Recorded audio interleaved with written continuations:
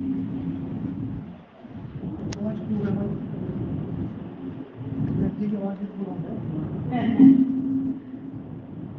बैठेंगे।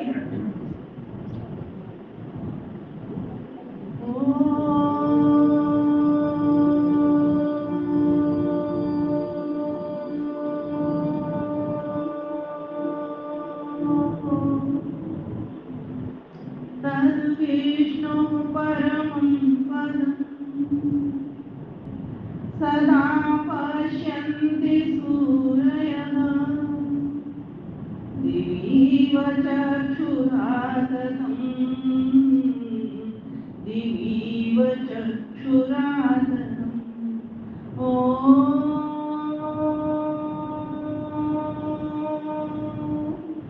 नमस्ते अस्तु आयते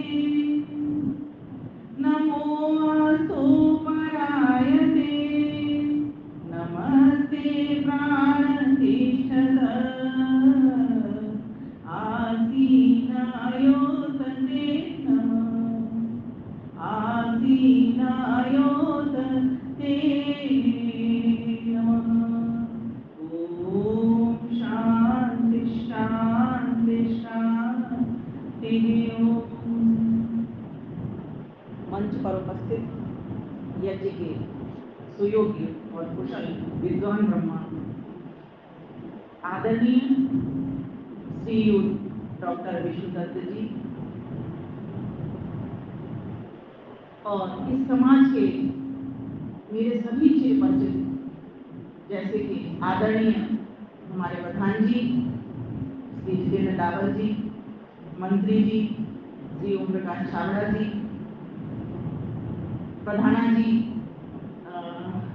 श्रीमती सुनीता रसोत्रा जी, मंत्री जी नोएडा बैठी हुई हैं श्रीमती शांता सलूजा जी और हमारी आदरणीय कर्मठ बहन श्रीमती अर्चना पुष्करना जी, हमारी माता राज चावला जी और आप सभी माता और सभी भाइयों, सभी को मैं अपना हार्दिक नमन, वंदन और अभिनंदन करती हूँ। बहुत अच्छा अवसर था। कल डॉक्टर साहब का फोन गया मेरे पास। मैं पश्चिम बिहार थी, वहाँ पार्क में बेहद ही अच्छा था। आदरणीय सीमा बजाज जी ने मुझे बुलाया, बहुत अच्छा कार्यक्रम रहा। उसके बाद हम चले गए मार्केट वही पश्चिम बिहार की। फिर उसके बाद में फिर डॉक्टर साहब का वही फोन आ गया अब अपने पुकारे ना, कहा जाता है ना, तो मना नहीं किया जाता है। विषय इतने सारे हैं, किसी भी विषय पर और कहीं भी कुछ भी मतलब जो जरूरत की चीजें हैं वो दी जा सकती हैं, तो मैंने सहज स्वीकार कर लिया। तो वही बात वो कह रहे थे, तो मैं ऐसे डॉक्टर साहब को भी नमन अपने साथ साथ करती हूँ। तो विषय हम ले लेते हैं कुछ जिस तरह की हमें आयु वर्ग दिख रहा है, इस तरह का विषय ले लेते हैं, क्योंकि मेरे पास ना तो विषय था ना मेरे पास वो उतना वक्त था कि आपके लिए कोई नई तैयारी, पर मुझे अभी दिख रहा है जिस तरीके का माहौल, मैं यहीं से उठाती हूँ कि हम सभी गृहस्थी नहीं है, गृहस्थ में रह रहे हैं। हम सभी गृहस्थी नहीं है, गृहस्थ में रह रहे हैं, हम सभी वानप्रस्थी हैं। तो हमारी जो आयु वर्ग है वानप्रस्थ वाला है और 50 से 75 तक की हमारी आयु वर्ग का वानप्रस्थ का जिक्र किया गया है। लेकिन आप तो 75 से भी और ऊपर, आप में से कुछ लोग और माताएं संन्यास वाले आश्रम में पहुंच चुकी हैं, 75 से 100 वर्ष तक के बीच में। बहुत अच्छी बात है ये, क्योंकि वास्तव में जब वृक्ष घर के भीतर लगा हो, बरगद का वृक्ष, तो उसकी छाया उसके बच्चों को मिलती रहती है। हम चाहते हैं कि हमारे सभी बुजुर्ग, आप सभी इतना लंबा समय तक जिए, जैसे कि वेद ने कहा है भूयश्च सदा सदा, भूयश्च सदा, लेकिन स्वस्थ होकर के 100 साल से अधिक जिए, लेकिन स्वस्थ होकर के जिए, क्योंकि स्वस्थ होकर के व्यक्ति जब जीता है ना तो आनंद के साथ जीता है, और बीमार होकर के चाहे थोड़ा सा भी समय उसे लगे, लेकिन उसमें भी वो परेशान हो जाता है कि भगवान, थोड़ी सी कष्ट विपत्ति आ जाती है, परेशानी आती है, भगवान मुझे उठा ले, सीधा यही निकलता है। लेकिन इसीलिए मैं सबके लिए पहले तो शुभकामनाएं दूंगी। मुझे बड़ा अच्छा लगता है अपनों के बीच में आना, और विशेषकर से अपने माता पिता के रूप में जब आप मुझे दिखाई देते हो तो मुझे सच में बहुत ही ज्यादा हर्ष होता है, क्योंकि हमारे माता पिता तो बहुत दूर है, हम मिलने नहीं जा पाते, आपसे तो बहुत जल्दी जल्दी हमारा मिलना जुलना इन प्रवचनों के माध्यम से हो जाता है। तो मैं आपको पुनः नमन करती हूँ और आप इसी तरीके से हंसते रहें, मुस्कुराते रहें और हमें आशीर्वाद देते रहें। अब आगे का विषय ले लेते हैं। तो हम सभी का जैसा आयु वर्ग है उसमें हमारी आज की आवश्यकता जो बनती है वो ध्यान की बनती है। बहुत परिवार को देख लिया है ना, बहुत हमने, क्योंकि 4 आश्रम जो होते हैं हमारे, उनका अलग अलग विषय होता है। जैसे ब्रह्मचर्य आश्रम का विषय आप सभी ने पार किया है तो आपको पता है उसमें व्यक्तिगत विकास होता है, अपनी उन्नति होती है। ब्रह्मचारी पढ़ता है, लिखता है ना, अपना पूरी तरीके से अपने आप को फिट करता है, चाहे वो शारीरिक रूप से हो, चाहे मानसिक रूप से हो, चाहे बौद्धिक रूप से हो, चाहे आत्मिक रूप से हो, चाहे चारित्रिक रूप से हो। हर तरीके से जो ब्रह्मचारी होता है अपना व्यक्तिगत ही विकास करता है। उसकी भी आयु सीमा 25 वर्ष, जैसा कि आप सभी जानते हो। उसके बाद जब व्यक्तिगत विकास उसका अच्छा हो जाता है, वेद शास्त्रों का वो अध्ययन कर लेता है, तो गृहस्थ में प्रवेश करता है। वो एक अलग बात है कि आजकल न तो बच्चे हमारे शास्त्रों के अनुसार पैदा हो रहे, न ब्रह्मचारी हमारे शास्त्रों के अनुसार बन रहे, न गृहस्थी लोग हमारे शास्त्रों के अनुसार बन रहे। तो जब व्यक्तिगत विकास जब व्यक्ति कर ले उसके बाद ही गृहस्थ में प्रवेश करे। जब तक उसका व्यक्तिगत विकास नहीं होगा, गृहस्थ में उसने प्रवेश कर लिया, अपने बच्चों का वो व्यक्तिगत विकास कैसे करेगा? तो जो गृहस्थ आश्रम है वहां पर वो अपने लिए नहीं जीता, अपने परिवार के लिए जीता। इसकी व्याख्या न खोलते हुए मैं आगे बढ़ती हूँ। अब आपकी जो आयु वर्ग है गृहस्थ के बाद में वानप्रस्थ, गृहस्थ से वानप्रस्थ भी एक संधि काल होता है जिसमें व्यक्ति तैयारी करता है कि मैं वानप्रस्थ में रहूंगा तो मैं कैसे रहूंगा। अब आपका जो कॉम्बिनेशन बनता है वो वानप्रस्थ का और संन्यास का बनता है। तो आपके जीवन में किस तरीके से क्या चीज आपकी प्रमुखता से हो, उस विषय की ओर हम बढ़ रहे हैं। तो आपका जो विषय है वो ईश्वर विषय है, ठीक बात है, ईश्वर विषय है। तो क्या हमारा नहीं है? हम गृहस्थियों का नहीं है? हमारा भी है। क्योंकि हमारे पास अपने परिवार को पालन पोषण निर्माण के लिए जब हम काम करते हैं तो हमारे ऊपर और भी चारों आश्रम वर्णित है, प्रतिष्ठित है, और हमारे ऊपर चारों वर्ण भी तो रहते हैं गृहस्थियों के ऊपर।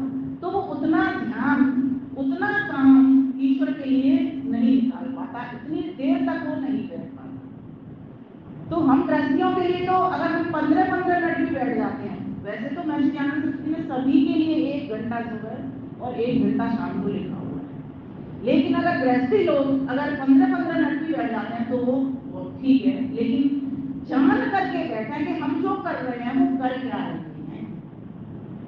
जैसे कि हमको सिखा दिया जाता है ईश्वर का ध्यान करो, आंख बंद कर लो। ज्यादा से ज्यादा हमको इतना सिखाया जाता है कि आंख बंद करके बाहर के विषयों को मत लाओ, जो रसोई में आपका ध्यान जा रहा है उधर मत पहुंचाओ, ठीक, और जो आपका दुकान में ध्यान जा रहा है, व्यापार में ध्यान जा रहा है, उसमें मत पहुंचाओ। बस इतना समझा दिया जाता है, किसी भी संगठन में आप चले जाना।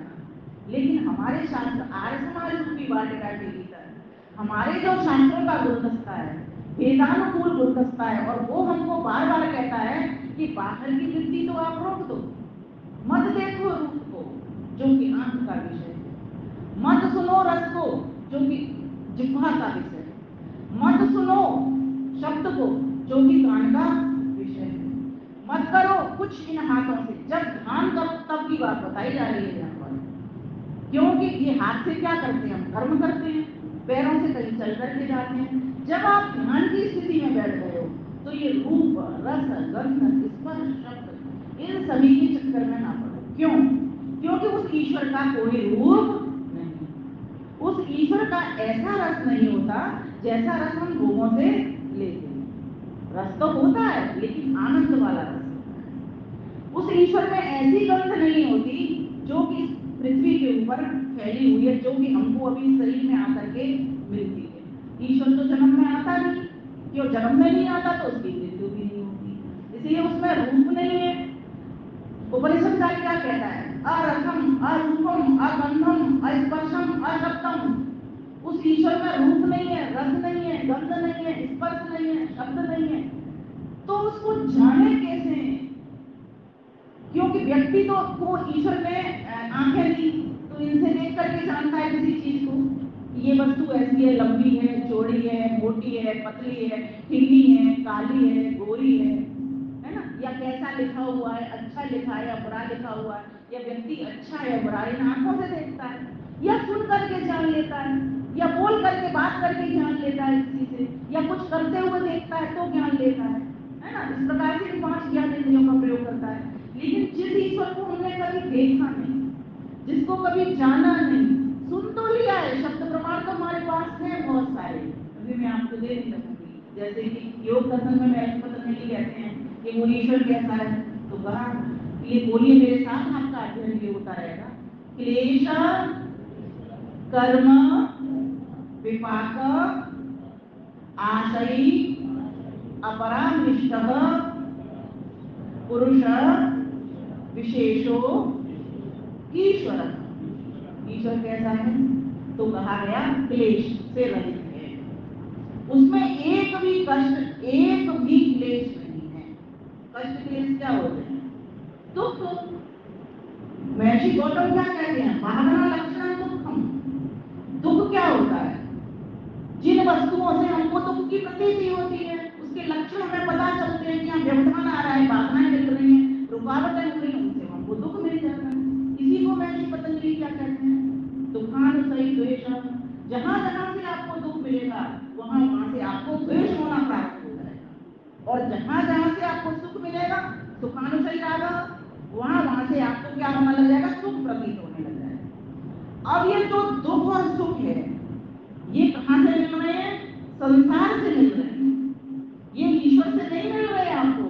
फल तो वो दे रहा है, लेकिन आपके कर्मों अगर दुख वाले हैं तो दुख दे रहा है, सुख वाले हैं तो सुख दे रहा है। लेकिन व्यक्ति दुख और सुख में कैसे पड़ता है, स्वयं से पड़ता है, स्वयं से पड़ता है। लेकिन ईश्वर में तो ऐसा कोई दुख है नहीं। क्यों नहीं है, क्योंकि उसके सकाम कर्म नहीं है, उसके सकाम, हम तो संसार की कामना से कर्म करते हैं ना माता जी, लेकिन ईश्वर संसार की कामना से कर्म नहीं करता, वो निष्काम कर्म करता है। इसलिए वेद ने उसको कैसे प्रेजेंट किया है, अकामो धीरो अमृत स्वयंभू रसेन तृप्तो न कुतश्चनो न तमेव विद्वान् न विभाय मृत्यो आत्मानं धीरं अजरं युवानम्। अकामो, अकाम शब्द दिया है जिसको अपने लिए कामना नहीं है, दूसरा जिसके भीतर कामनाओं का अभाव है, उसको कुछ चाहिए नहीं। किसको कोई चीज चाहिए होती है, जिसके पास कमी है, न कुतश्चन होना, उसके पास कोई कमी नहीं है तो उसको चाहिए नहीं। तो ईश्वर के व्यक्ति जब तक स्वरूप को नहीं समझ लेगा तब तक उसको ग्रहण नहीं करेगा। जिस चीज को हम देखते नहीं उसको कैसे पता लगाते हैं, गुण से, बोलिए गुण से, कर्म से और स्वभाव से पता लगाते हैं। ईश्वर के जितने भी नामों के द्वारा आज तक ध्यान, उपासना, प्रार्थनाएं होती रही हैं, वे सब उसके गुण, कर्म और स्वभाव के अनुसार ही होती हैं। जैसे आपने बोला ईश्वर सच्चिदानंद स्वरूप है, तो ईश्वर सच्चिदानंद स्वरूप है ये कह लिया, आप ध्यान कर रहे हो, इसका आपको मतलब अगर पता है तो ईश्वर आपको साक्षात होगा। जैसे सत्य, चित और आनंद, 3 शब्द इसमें, तो आपको पता है सत्य क्या होता है, बोलो मेरे साथ, जिसका तीनों कालों में बाध ना हो, अर्थात नाश ना हो, वो सत्य होता है। तो इस हिसाब से तो जीवात्मा भी सत्य है, जीवात्मा का भी नाश नहीं होता, क्योंकि गीता क्या कहती है, नैनं छिन्दन्ति शस्त्राणि नैनं दहति पावक न चैनं क्लेदयन्त्यापो न शोषयति मारुत। गीता ने भी कह दिया कि इसका नाश नहीं होता। तो परमपिता परमेश्वर कैसा है, क्लेशों से रहित है, अकाम है, उसमें अपने लिए कोई कामना नहीं है, क्योंकि वह पूर्ण है। 3 बात है, क्योंकि वह पूर्ण है। दूसरी बात, क्योंकि वह सर्वव्यापक है। तीसरी बात, वह सर्वशक्तिमान है। सर्वशक्तिमान का अर्थ क्या है, किसी भी काम को करने के लिए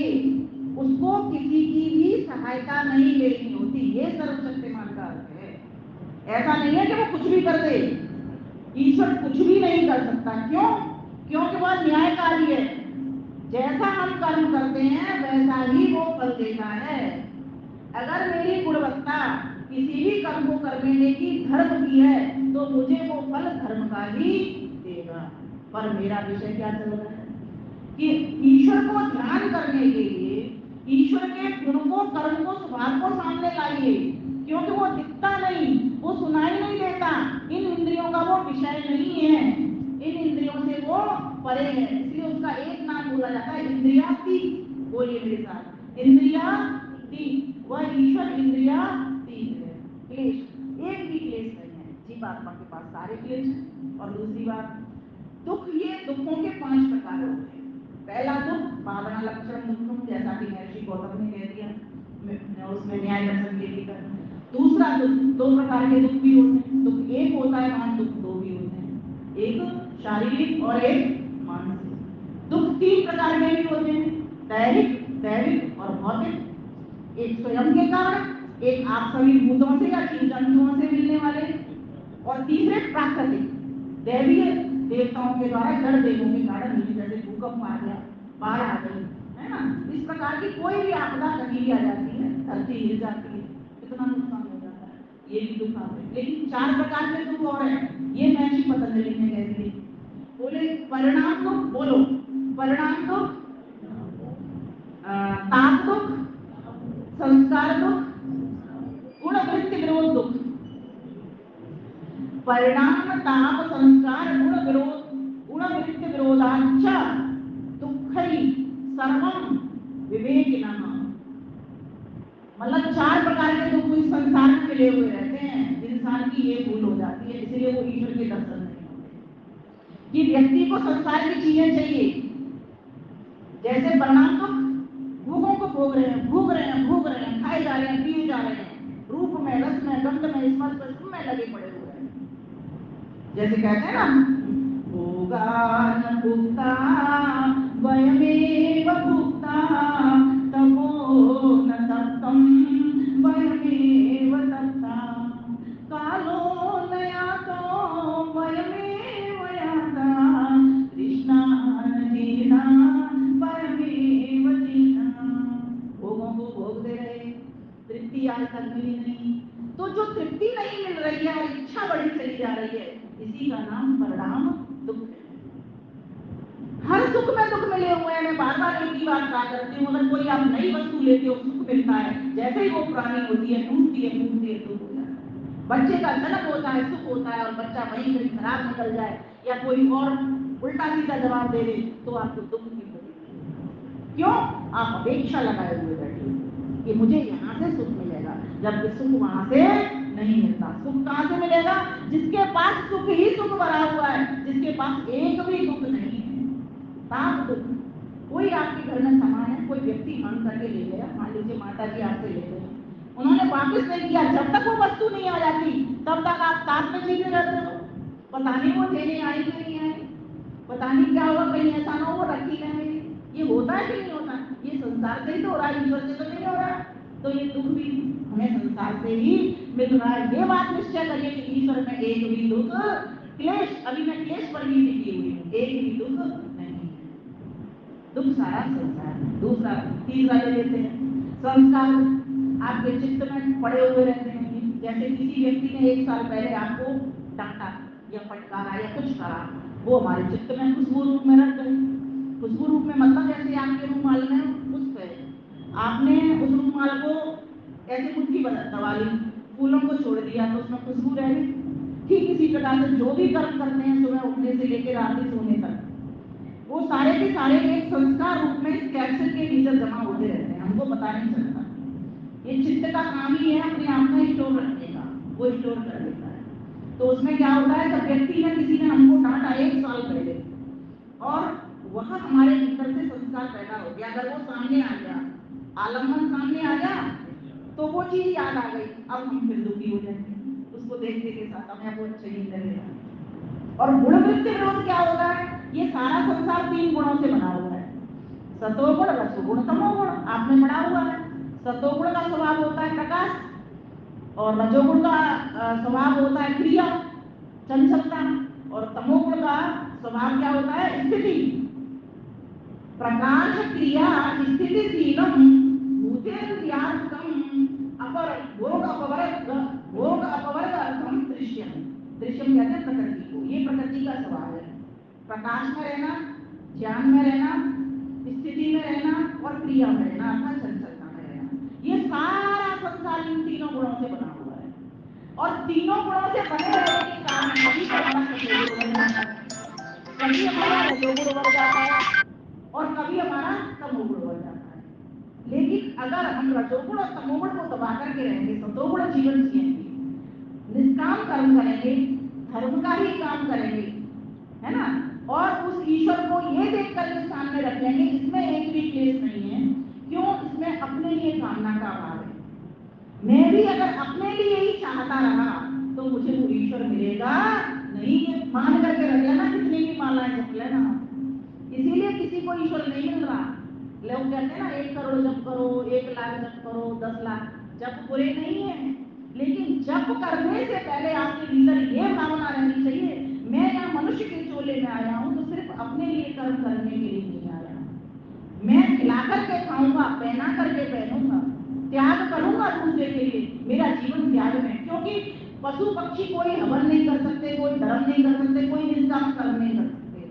मनुष्य के लिए तो धर्मयुक्त कर्म कर सकता है, निष्काम कर्म कर सकता है और परोपकार के काम कर सकता है।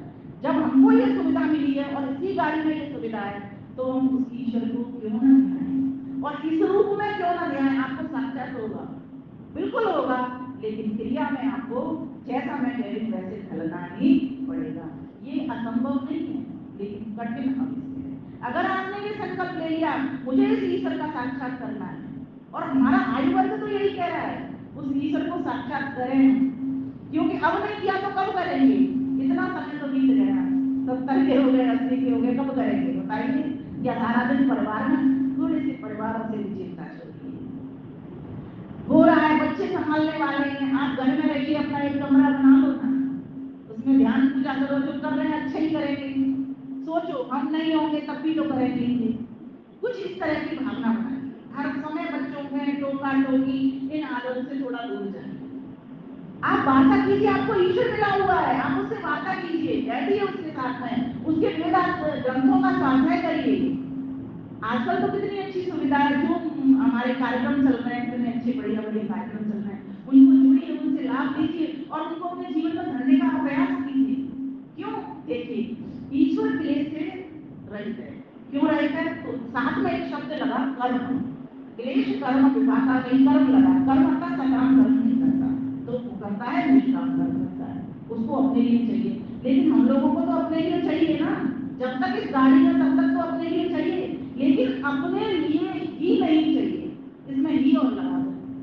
सिर्फ तो अपने लिए, अपने परिवार के लिए नहीं चाहिए, क्योंकि वानप्रस्थी का जो जीवन होता है वो सामाजिक होता है। मैंने बताया ना, ब्रह्मचारी का जीवन व्यक्तिगत विकास अपने लिए होता है, गृहस्थी का जीवन परिवार के लिए होता है। ठीक, वो अलग बात है, हम जैसे गृहस्थी कुछ ऐसे होते हैं जो पूरा गृहस्थ जीवन ही समाज के लिए जीते हैं, लेकिन जब आप 50 की अवस्था पार कर रहे हो तो आपका जीवन वानप्रस्थी जीवन होने के नाते समाज के लिए होना चाहिए। समाज का मतलब सिर्फ ये नहीं आर्य समाज अमर कॉलोनी के लिए होना चाहिए, आर्य समाज संतनगर के लिए भी होना चाहिए, आर्य समाज जितने भी है उनके लिए होना चाहिए। मात्र आर्य समाज के लिए ही नहीं होना चाहिए, जितने भी हमारे हिंदू संगठन हैं उनके लिए भी होना चाहिए। तब तो हम बचेंगे, हम बचेंगे तो संस्कृति बचेगी, संस्कृति बचेगी तो देश बचेगा, नहीं तो पाकिस्तान बनने में देर नहीं है। आज देखो कितने किस तरीके की वार्ता चल रही है, व्यवहार चल रहा है, चारों तरफ लव जिहाद, लैंड जिहाद, और अब तो बच्चों के लिए तो एक गेम जिहाद भी चल पड़ा है, यूट्यूब पे आप देखोगे गेम जिहाद भी चल पड़ा है वहां पर। क्यों? हम माताओं बहनों को जो काम करना चाहिए वो तो हमने किया है, संतानें हमने निर्माण किए इसलिए चल रहा है, पर ईश्वर सब कुछ देख रहा है। मैंने तुमको मनुष्य का चोला दिया, समाज के लिए जीने के लिए दिया, और इतना आपकी आयु जो बढ़ गई वो समाज के जीने के लिए, इसीलिए। और जो चौथा जो संन्यास आश्रम होता है वो पूरे विश्व भ्रमण करते हुए परिव्राजक हो जाता है।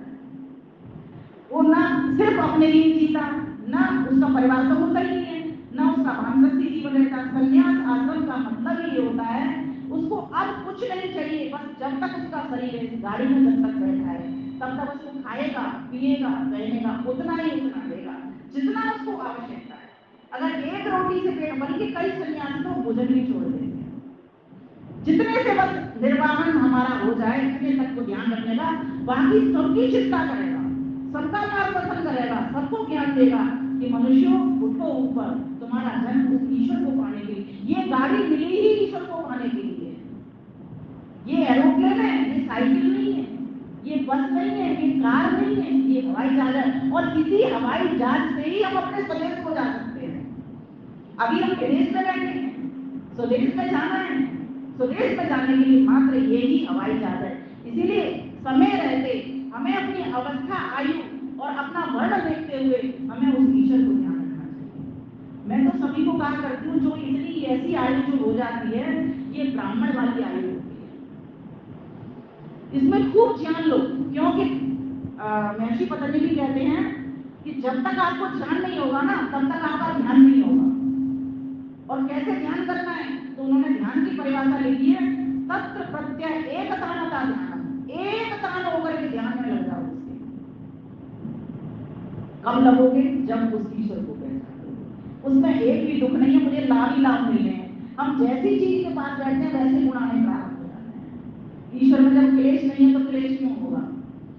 अगर ईश्वर में क्लेश होता तो सारी दुनिया उसका गुणगान नहीं कर रही होगी, सारे संत महात्मा उसकी लिए बात नहीं कर रहे होते। कोई लाभ मिलता है, मिलता रहा है, तभी तो हमको इतना फोकस कर रहे हैं इस बात का कि ईश्वर का थोड़ा बहुत ध्यान किया करो। एक घंटा कम से कम अपने लिए निकालो, अपने लिए नहीं, अब ईश्वर को प्राप्त करने के लिए निकालो। और आपने अगर उस ईश्वर को साक्षात कर लिया तो समझो बहुत बड़ा काम कर लिया, इस मनुष्य के चोले को सार्थक कर लिया। कर्म, इसीलिए निष्काम कर्मों की ओर आता हूं। अब आपकी अवस्था है, संसार के कर्म गृहस्थी में रहकर के बहुत कर ली और समाज संस्थाओं के लिए काम करना प्रारंभ कर दो, और आप लोग कर रहे हैं, बहुत अच्छी बात है। हमारी भी प्रेरणा स्रोत है, हमारी तो छोटी सी समाज है, आपकी इतनी बड़ी समाज, आप इतने बड़े बड़े लोगों को, मतलब छोटे से लोग, आयु से भी, अनुभव से भी, ज्ञान से भी, धन से भी, संस्था से भी, हर तरीके से हम छोटे हैं। इसलिए प्यारे भाइयों बहनों, मेरी माता हो, एक बात मैं अवश्य यहाँ से कह करके जाऊंगी, कुछ करो या ना करो पर अपना कल्याण जरूर करो। आपका कल्याण होते के साथ ही आपके परिवार में प्रभाव जाएगा, आपके पड़ोस में प्रभाव जाएगा, आपके रिश्तेदारों में प्रभाव जाएगा, आपके समाज में प्रभाव जाएगा। सिर्फ आपके ही आपके में नहीं, एक व्यक्ति से, एक सूरज से पूरा सूरज जग जगमगाया जाता है। इसलिए क्लेश कर्म विपाक, जब कोई कर्म नहीं करता ईश्वर संसार की कामना का तो उसको फल भी नहीं भोगने पड़ते। सुन लो, हम जीवों को फल भोगने पड़ते हैं क्योंकि हम ऐसा कर्म कर रहे हैं संसार वाला। इसलिए हमको फल ना भोगने पड़े, हमें जन्म मरण में ना आना पड़े। देखो, एक गारंटी तो हमारे पास है, हम मरेंगे मरेंगे, पक्की बात है, ये शरीर जाएगा, लेकिन एक गारंटी भी हमारे पास दी है भगवान ने। बताओ क्या? हमारा अगला जन्म नहीं हो, ये भी हमारे हाथ में। हम जीवन मुक्त हो जाएंगे ना, मतलब ईश्वर को के ध्यान में जो भी काम करेंगे, भोजन बनाएंगे तो ईश्वर पहले होगा। बोलिए मेरे साथ, हम भगवान के हैं, भगवान हमारे हैं। हम जो भी काम करते हैं भगवान की दी हुई शक्ति से, ज्ञान से, बुद्धि से, इंद्रियों से कर पाते हैं। जो कुछ सुविधा सामग्री है वह सब भगवान की ही है। हमारा शरीर भी भगवान का ही दिया हुआ है। जिस स्थान पर हम बैठे हैं वह भगवान का ही दिया हुआ है। यह जगह हम कभी मां के पेट से नहीं लेकर के आए। जो भी लेन देन रुपयों का, पैसों का, वस्तुओं का करते हैं भगवान का ही दिया करते हैं। फिर हम क्यों भगवान को भूले रहते हैं?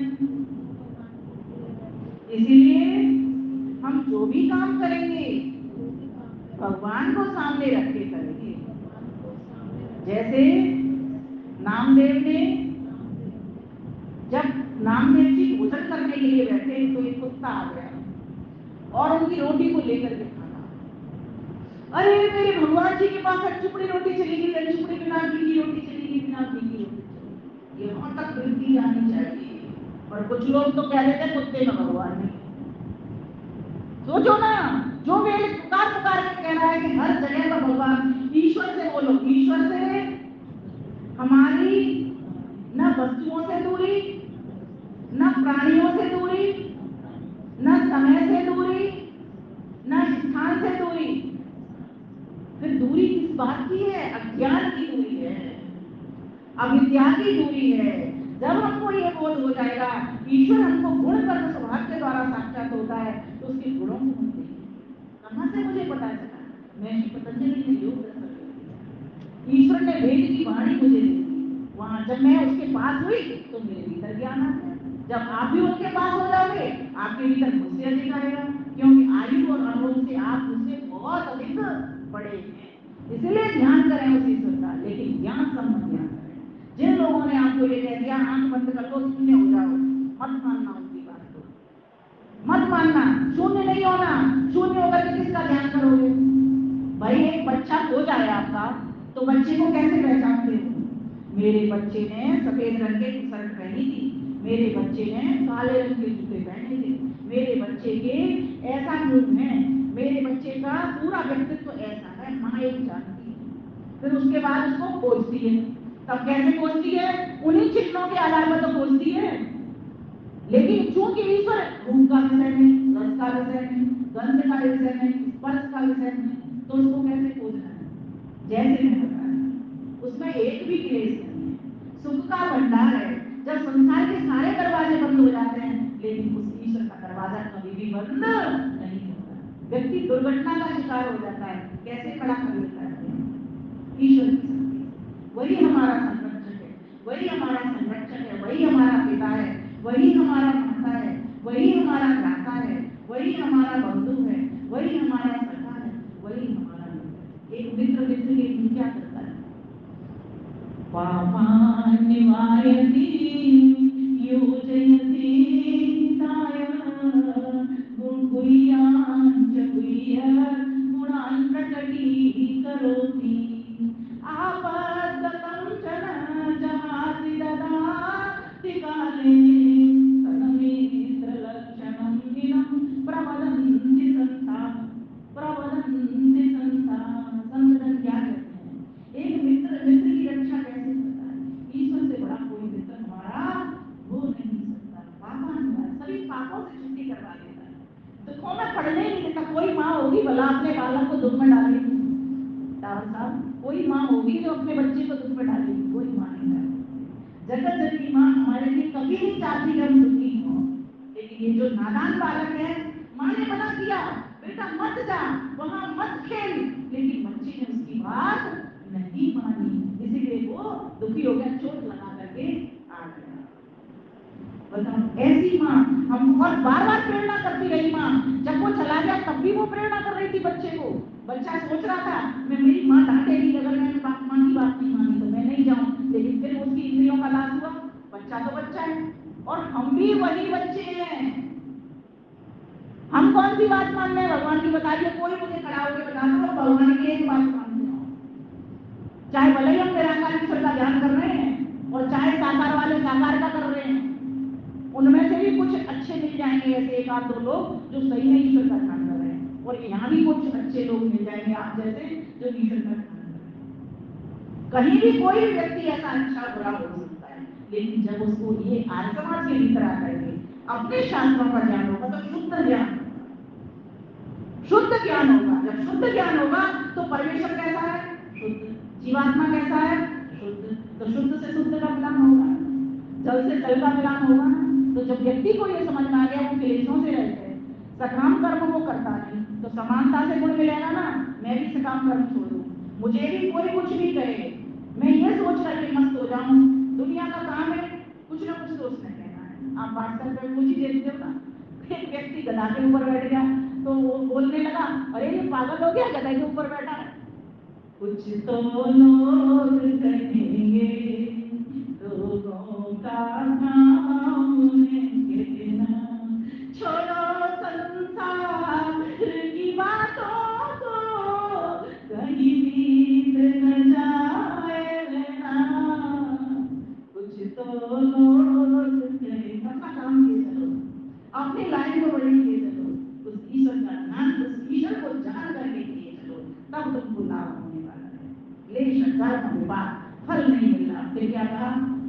आशयी अर्थात वासनाएं, जब कोई कर्म नहीं करता तो उसके भीतर वासनाएं भी इकट्ठी होती। जीवात्मा कर्म करता है तो वासनाओं का चिट्ठा उसके। अपराधिष्ट जीवात्माओं से भिन्न है वो ईश्वर। लोग कहते हैं ना ईश्वर का अंश है जीवात्मा। जीवात्मा ईश्वर का अंश नहीं है। ईश्वर में से टुकड़ा टूट के नहीं निकला। अगर ईश्वर में से टुकड़ा निकला तो वैसे ही वैसे गुण जीवात्मा के होते। लेकिन महर्षि गौतम क्या कहते हैं, जीवात्मा की अलग है, ईश्वर की अलग है। महर्षि पतंजलि ने कहते ना, क्लेश कर्म विपाकाशय अपराधिष्ट पुरुष में से ईश्वर। माना कि पुरुष जीवात्मा भी है और पुरुष वो ईश्वर भी है। उस ईश्वर को पुरुष इसलिए कहते हैं, ब्रह्मांड पुरुष पुरी शयनाति इति पुरुषः, जो पुरी में शयन करता है। तो ब्रह्मांड पुरी में शयन करने से तो वो पुरुष ईश्वर है, और पिंड पुरी में निवास करने से ये जीवात्मा भी पुरुष है, लेकिन वो विशेष पुरुष है, ये सामान्य पुरुष है। परमेश्वर विशेष पुरुष है, इसलिए जीवात्माओं से वो भिन्न है। जीवात्मा की सीमा है, परमेश्वर कैसा है, असीमित है। हमारी तो लिमिट है ना। इस समाज का काम कर रहे हैं तो हम पूरे देश का काम नहीं कर पा रहे, है ना। लेकिन ईश्वर की तो कोई लिमिट नहीं, अनलिमिटेड है। उसका अनलिमिटेड धन, उसका अनलिमिटेड ज्ञान, उसका अनलिमिटेड आनंद। बताओ, फिर भी हम ईश्वर को ध्यान नहीं कर पा रहे हैं। सोचो, अगर हमें संसार के लोगों को पता लग रहा है वो धनाढ्य सेठ है, हम उसके पास पैसे लेने पहुंच जाएंगे, उसे मित्रता कर लेंगे। लेकिन उस धनाढ्य सेठ के पास धन कहां से आया? उस धनाढ्य के पास, उस सम्राट के पास से आया। उस सम्राट का ध्यान क्यों नहीं करते हो? तो जब भी ध्यान में बैठो, आंखें बंद करो। आप, मैं कहती हूँ, आप जिस तरह करोगे ना, आपका पूरा 1 घंटा ध्यान लगेगा। आप ये सोचो, इन आंखों से वो दिखेगा नहीं, इन कानों से सुनाई नहीं देगा, इस वाणी से मैं चख नहीं सकती इसको, ठीक है। वो मुझे मिलेगा उसके गुण कर्म स्वभाव को धारण करके। जैसे सत्य, वो ईश्वर तीनों कालों में रहता है, पहले भी था, अभी भी मेरे साथ है, यहाँ भी मेरे साथ बैठा हुआ है, आपके साथ यहाँ भी बैठा है, और आगे भी वो आपके साथ ही रहेगा। जहाँ जहाँ चलोगे वो पहले आपसे उपस्थित है। तब एक तब नहीं है, तब दूरे फिर पुकार के कह रहे हैं इसका 40वां अध्याय है। वह कहीं आता जाता नहीं है, उसको आने जाने की जरूरत नहीं पड़ती। जो ठहरा हुआ है, सर्वत्र एक तरफ से होकर के ठहरा हुआ है, वो कहाँ जाएगा? मेरी जीवात्मा की एक सीमा लिमिट है, मैं जाकर के ही कहीं पहुंचता हूँ। चाहे इस व्हीकल से पहुंचूं, चाहे इस व्हीकल को दूसरे व्हीकल में बैठा करके पहुंचूं, लेकिन ईश्वर की कोई अनलिमिटेड है। जब इस तरह से आप उसके गुण को लाओगे, उसके कर्म को लाओगे कि वो निष्काम कर्म करता है, उस काम, तब आप उसका साक्षात करोगे। तो कोई एक ऐसी शक्ति है, बिना उस शक्ति के ये संसार रच नहीं सकता। बिना उस शक्ति के ये सारे संसार में एक जैसी क्रियाएं हो नहीं सकती। क्या बोलते हैं? ईश्वर निर्माण करता भी है, ईश्वर पालन करता भी है ना। ईश्वर संहार करता भी है, ईश्वर कर्मों का फल दाता भी है, ईश्वर ज्ञान प्रदाता है। 5 ये मुख्य काम है, और ये 5 और मुख्य काम हर जगह हो रहे हैं। इस जगत में भी हो रहे हैं और दूसरे जगत में भी हो रहे हैं। समय का पता नहीं चलता, 40 मिनट हो गए, तो सारी कितना बोलती चली जाऊंगी, और आपको वचन दे करके मैं आनंदित करना चाहती हूँ। वचन गा करके फोन पे फोन आ जा रहे हैं, लगता है कोई और दूसरा बुला रहा है। तो मेरा कहने का मतलब यहाँ पर ये है कि हमारा जो आयु वर्ग है वो महत्व और मात्र ईश्वर को आगे रखने वाला है। कोई भी काम करो, समाज में आपके झगड़े नहीं होंगे, पहले ईश्वर को सामने बिल्कुल झगड़ा नहीं होगा। मैं गारंटी से बता रही हूँ, भैया बड़ा तो वो है, मैं बड़ा नहीं, मेरे पास जितनी शक्ति थी उतना मैंने काम किया। मैं प्रयास करूंगा, शब्दों में चेंज लाइए, प्रयास करूंगा मैं और अच्छा करने का। झगड़ा नहीं होगा किसी प्रकार से, परिवार में झगड़ा नहीं होगा। प्रत्येक व्यक्ति की बुद्धि अलग अलग है, कोई कुछ भी हमसे कह सकता है, वो स्वतंत्र है। इसी बात को लेकर के डावर साहब, छावड़ा साहब, हमें बैठे ही रहना। ये डावर साहब आपको कुछ भी कह सकते हैं, आप इनको कुछ भी कह सकते हो, रसोत्रा जी कुछ भी कह सकते हैं, ये स्वतंत्र है ना। ये आपसे जुड़ी आत्मा तो है नहीं, आप में से तो ये निकली नहीं है, ये आत्मा अलग है, आपकी आत्मा अलग है। तो कोई कुछ भी कह सकता है, झगड़ा किस बात का? जब स्वतंत्र ही है, कोई कुछ भी बोल सकता है, झगड़ा नहीं।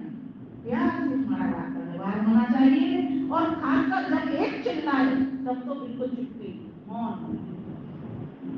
कोई देखो, परिवार में झगड़े होना स्वाभाविक है, हमारे घर में भी होते हैं। हम क्या करते हैं, कोई पति है कोई ऊंची बात कहती है, मैं उनका सुनाव देती हूँ, पूरा दिन बेचारे रात दिन लगे रहते बाहर आए हैं तो उनको सुविधा चाहिए, और मैं भी कहीं इधर हो गई तो मैं वो सुविधा नहीं दे पाई, तो उन्होंने चिल्ला दिया। चिल्लाना उनका सत्य है, कोई गलत तो है नहीं, पर उन्होंने भी मुझे नहीं दे पाए। भाई हो सकता है उन्होंने इस बात को ध्यान नहीं लाया कि ये भी प्रवचन करके आई है, तो झगड़ा तो हो सकता है। तब वो चिल्लाते हैं, बाथरूम में घुस जाते हैं, ये पकड़ के जाओ यहाँ से, झगड़ा नहीं होगा। जब दावत साहब आपको कुछ कहते हैं आप मत चुप, एक सबको हरा दो। इसलिए भगवान का जो ध्यान करेगा, जो ध्यानी व्यक्ति बनेगा, वो पहले ज्ञानी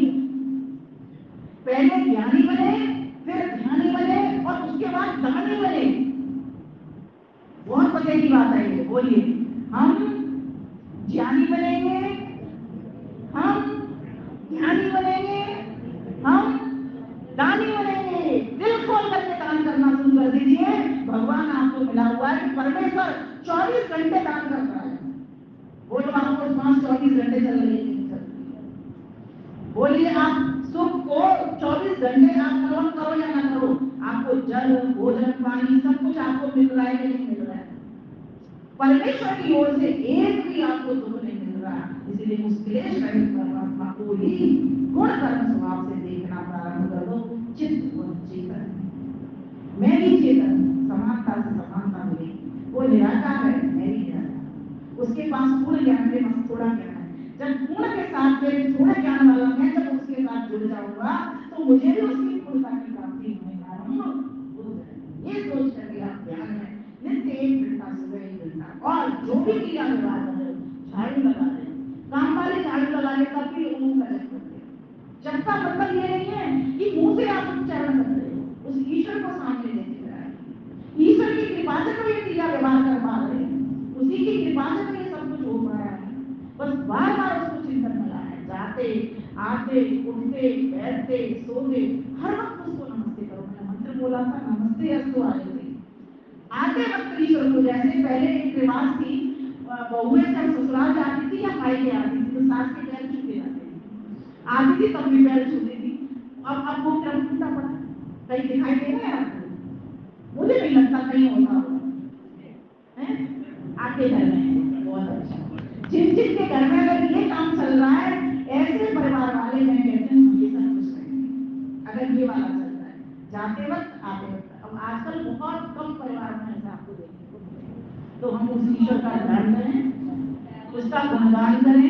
सुनो, हम जिस आयु में हैं अपनी उपयोगिता को सिद्ध करें, समझ रहे? अपने महत्व को सिद्ध करें। जैसे एक कागज है, उसकी उपयोगिता क्या है? उस पर कुछ लिखा जाना, उसको पढ़ा जाना, और उस पर कुछ अच्छा लिखा जाना, तभी वो उपयोगी है।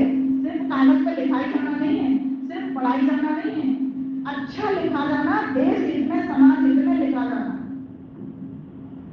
आप एक कागज लीजिए डेली, आज आप उसको एक कागज पर ईश्वर का नाम लिख लीजिए, बस कोई एक नाम, सच्चिदानंद। प्रभु आप सच्चिदानंद हो, मैं आप सच्चिदानंद को पाने के लिए आया हूँ। 2 पंक्तियां लिखी हैं डेली।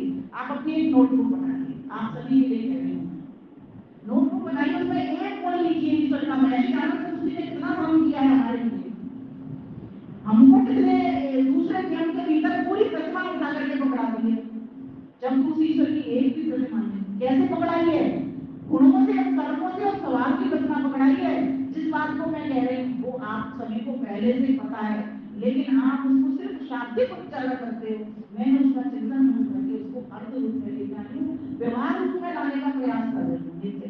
ये कोई संचार नहीं है, हमको करना पड़ेगा ऐसा व्यवहार। जब तक हमारा यम वाला व्यवहार नहीं होगा, ऐसा व्यवहार तब तक हमको ईश्वर मिले ही नहीं सकता। ईश्वर मिलेगा सच्चे व्यवहार से। उपयोगी बनिए, बोलो उपयोगी बनेंगे, सहयोगी बनेंगे, उद्योगी बनेंगे, निरोगी होंगे, मोदी होंगे, योगी होंगे, आनंद ही आनंद, परमानंद। देश का भी विकास होगा, समाज का भी विकास होगा, और हमारा भी विकास होगा, सबका विकास होगा, और आनंद ही आनंद होगा। ओम बोल प्राणी, ओम बोल, ओम बोल प्राणी, ओम बोल।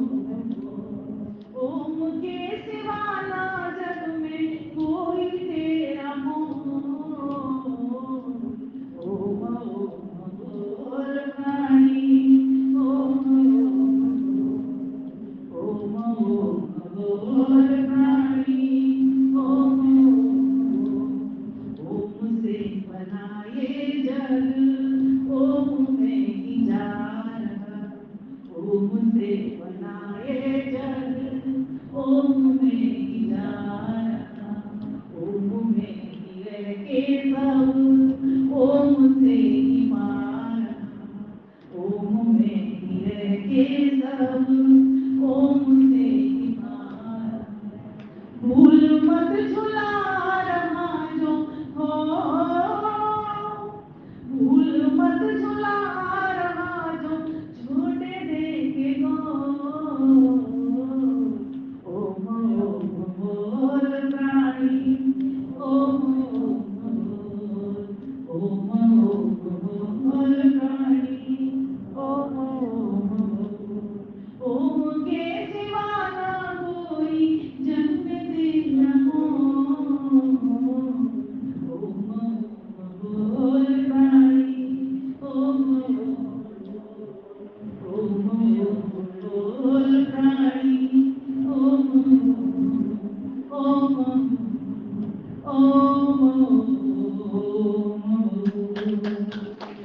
आप सभी का हृदय से धन्यवाद करती हूँ।